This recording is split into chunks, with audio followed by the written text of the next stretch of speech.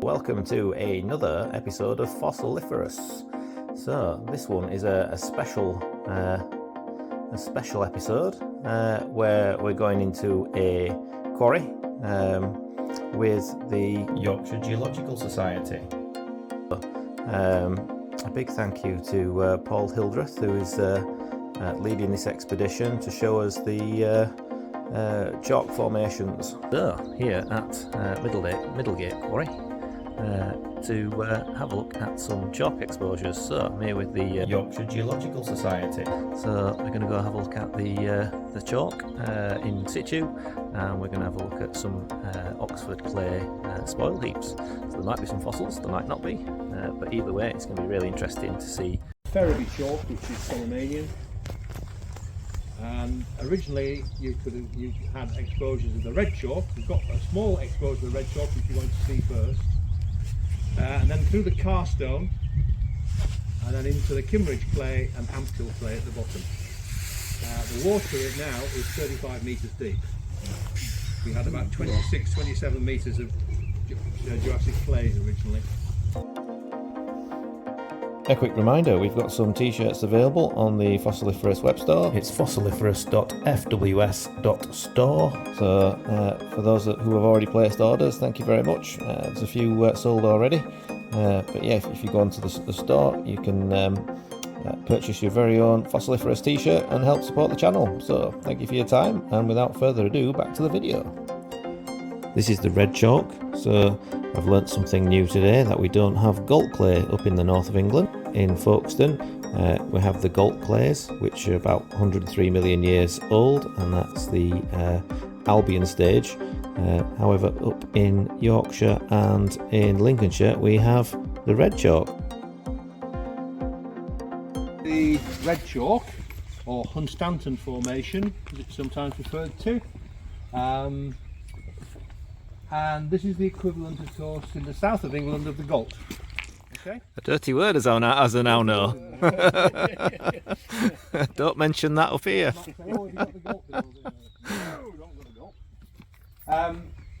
It's named, of course, after Hunstanton cliffs, where they got those spectacular cliffs with the white chalk on the red chalk. But if you go further south from Hunstanton, the red chalk gives way to galt clay, which is the lithology in the south of England. So obviously a different change of facies in the environment, and so this is red chalk, and this is Albion, or Lower Cretaceous in age, and it's worth having a little look around at it, because you should find, almost guarantee you, the little belemnites called Neohibolites minimus, and they occur in bands within the red chalk, quite often in the marley bit. And it should drop out of there. In fact, just looking in the scree at the bottom, you'll probably find quite a few.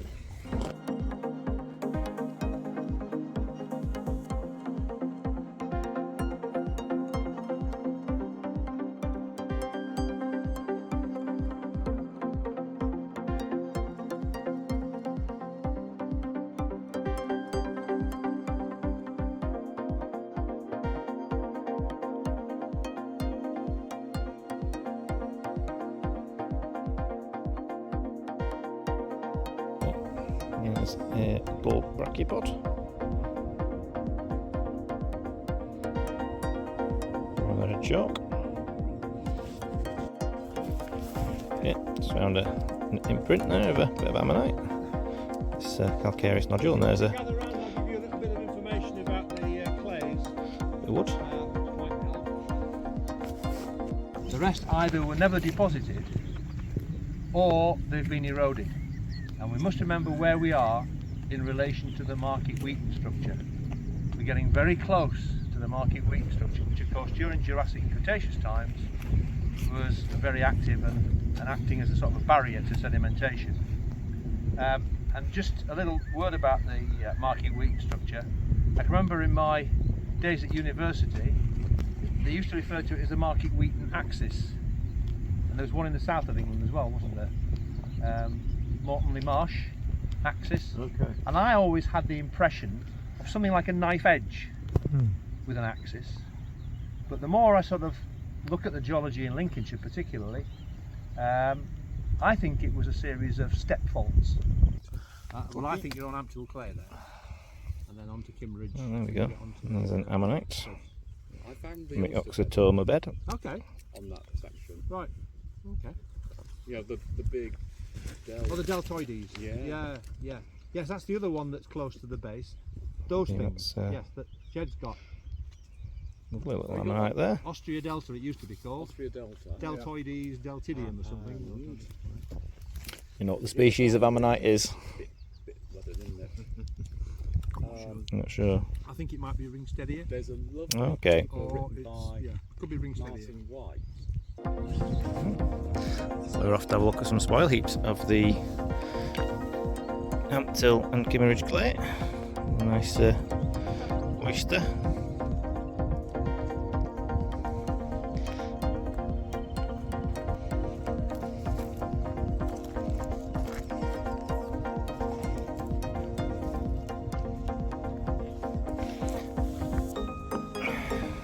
Nice bivalve.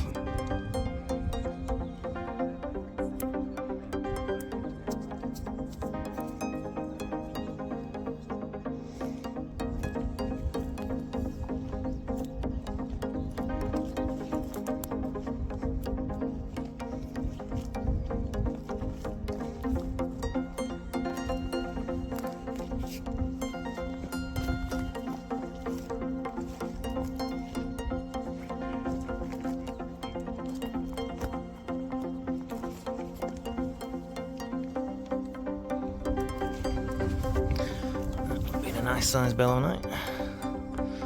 Actually, the tip is missing. Don't know what species that one is.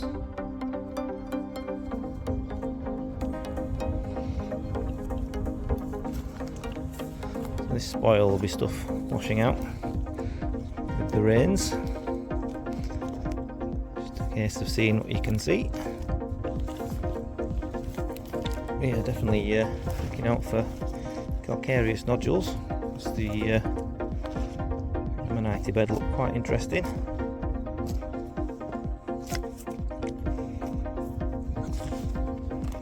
Yeah, I found some gastropods. They're almost like little screw heads, well, screw tips. I found these at various Oxfordian sites. Yeah, so they're stuffed with little gastropods. Interesting stuff. Looks like a nice bivalve. Oh yeah. Lovely stuff is the Oxford clay. It's so sticky. So sticky. That's a nice little bivalve. Complete. Lovely. Looks very fossily as well. Absolutely full of little shells.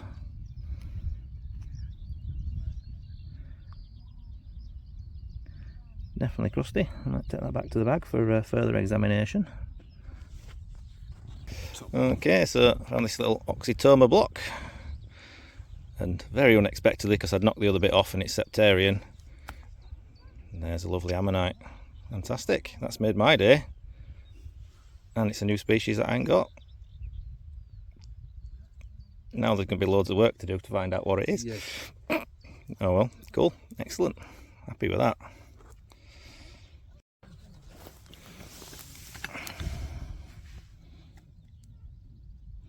So, septarian, hard to see if there's oat in some of these, but there obviously is, because I found something. So, pretty good so far. The reason I've come to here is because the fossil hunter eye says where there's water there's erosion, and where there's erosion the fossils drop out. So I'm looking around this this section here because I think it's the best place possibly to find stuff. All I have to do now is not sink in the mud, because that would be embarrassing if someone has to come and pull me out. Well, I might have found a big one. I thought it was a bivalve. It's going round in a circle. Yeah.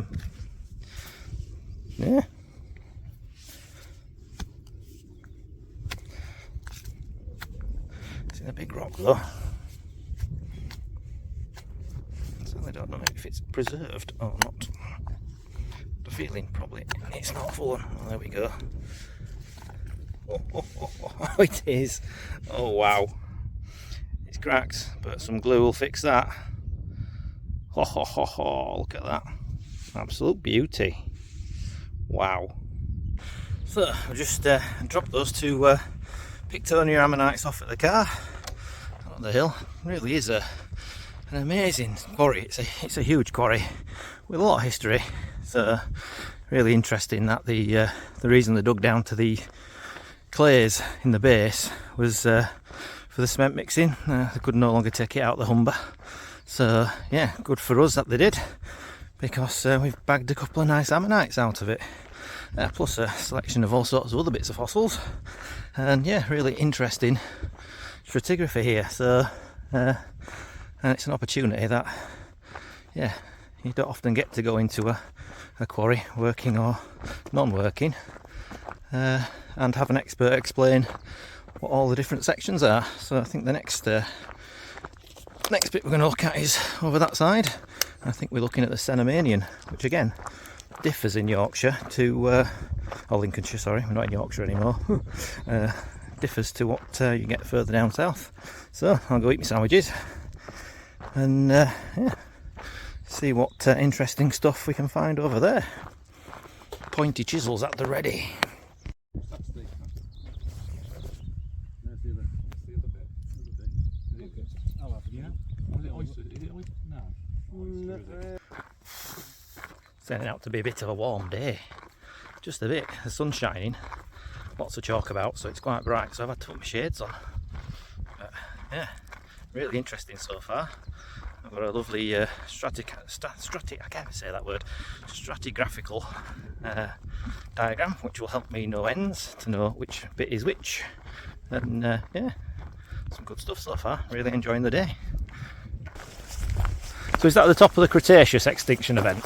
No. No, a different one. This is just a minor one. A minor one. Okay, but I'm assuming with it being black, is it still volcanic, or is it some sort of? No, it's an anoxic event. Not. Oh, okay, yeah, because this was marine, wasn't it? Yeah. Black clays and things. And, Okay. yeah. It's just along there. So what it marks is the base, the black band of the bed there is the base of the Turonian. Right. Okay. So we've got Cenomanian in front of us. Yeah. Up to that point, and then So it's the Turonian. Cenomanian, Turonian. That really didn't work. Oh yeah. So everything down Cenomanian, everything above Turonian. There's a black band. The line in it. Before I let you loose on this, I'll just give you a little bit of background as to where we are stratigraphically. We've virtually come up the whole of the Cenomanian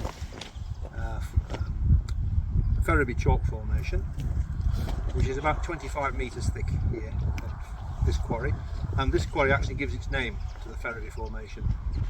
The next formation up is the Welton, which sits on top, and if it was a really clear day when you're going out, if you look across the Humber, there's a chalk quarry on the other side, which is Welton.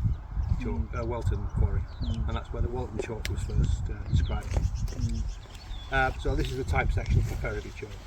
Okay, so we're nearly at the top of the Ferriby chalk, and the base of the Turonian, or sorry, the Welton chalk, is the bottom of this anomalous bed, this black or dark clay.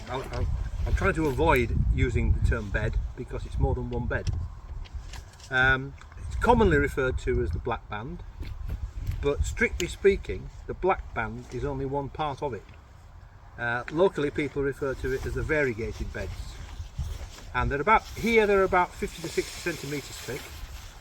And I wrote a paper in 1999 for the Hull GeoSoc proceedings, and recognised 8 different beds within the variegated beds, distinct beds. Chris Wood, 2 years earlier, had described something similar somewhere else and recognised 10. He's a much better geologist than me, so I'll bow to his thing. But some of them do disappear laterally. some of these individual beds. Anyway, what I propose that we do here is find a nice space, and we can all work individually on a section of the black band, and you'll find at the base of the black band, the top of the Ferriby chalk is slightly undulating, a little bit harder, like an indurated surface, and it's orange stained. Okay, and when you find that, you found the top of the Ferriby chalk. Now this is where lithostratigraphers and biostratigraphers clash, because that is quite clearly, lithostratigraphically, a boundary. And so Chris Wood made that the top of the Ferriby chalk. However, the paleontologists have put the top of the Cenomanian not at the top of the Ferriby chalk, but at the top of the black band, or variegated beds. So there's an overlap there. Yeah, the black band is strictly speaking Welton chalk, but it is still part of the Cenomanian. Okay, so it's a bit confusing. Yeah, but well, yeah. that's the way. Okay, I mean an even better example is the top of the Welton chalk. There's one of the first true tabular flints, just long, unbroken, continuous flint band at a place called Burnham.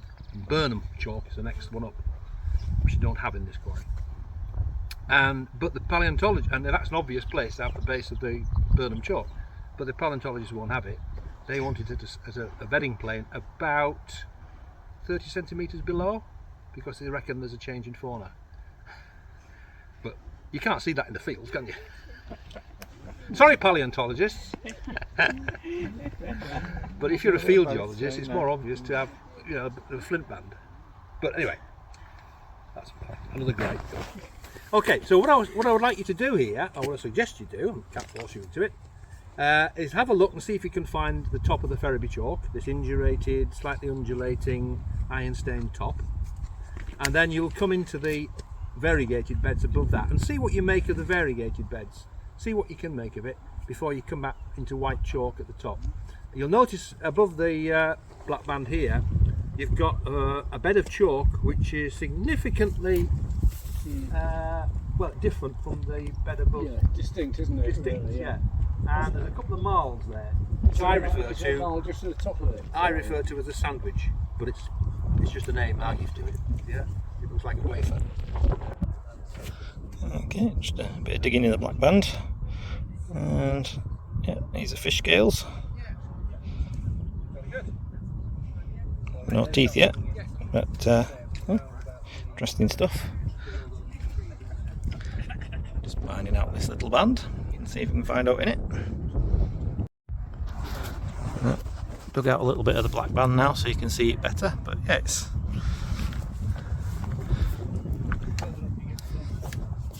you can see this black area is the extinction event, and either side of it a bit muddy chalk, probably from bioturbation and homogenisation, and then above it is back to the white chalk.